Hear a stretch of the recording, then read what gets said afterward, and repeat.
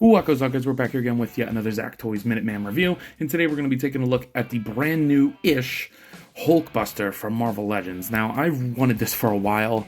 I just was waiting for the right time to pick it up for the right prices, and I finally found one. I found one for 50 bucks shipped on Mercari, brand new, and I'm very happy about it. For accessories, you do get the plates on the back with the chest piece, along with the Tony Stark head and some gripping hands. I'm not going to use any of that.